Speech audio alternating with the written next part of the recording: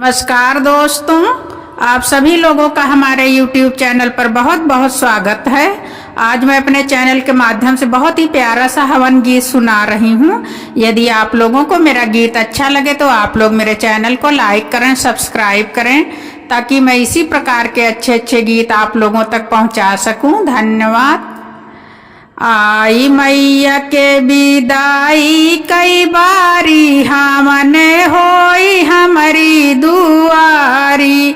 आई मैया के विदाई कई बारी हमने होई हमारी दुआरी। हमारी हवनिया में गणपति जी आए, गणपति जी आए, रिद्धि सिद्धि को लाए। हमारी हवनिया में गणपति जी आए, गणपति जी आए, रिद्धि सिद्धि को लाए। मुसवा का कई के सवारी हमने होई हमारी दुआरी। मुसवा का कई के सवारी हमने होई हमारी दुआरी।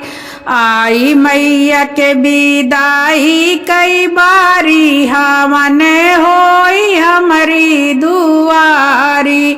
आई मैया के विदाई कई बारी हमने होई हमारी दुआरी। हमारी हवनिया में ब्रह्मा जी आए, ब्रह्मा जी आए, ब्रह्माणी को लाए।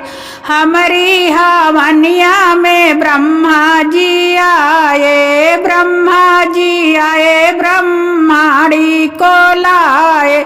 हंस का कई के सवारी हमने होई हमारी दुआरी।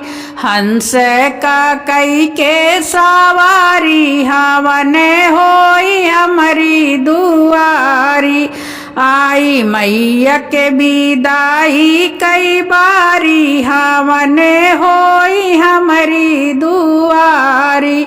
आई मैया के विदाई कई बारी हमने होई हमारी दुआरी। हमारी हवनिया में विष्णु जी आए, विष्णु जी आए, माता लक्ष्मी को लाए। हमारी हवनिया में विष्णु जी आए, विष्णु जी आए, माता लक्ष्मी को लाए। गरुड़ का कई के सवारी हमने होई हमारी दुआरी। गरुड़ का कई के सवारी हमने होई हमारी दुआरी।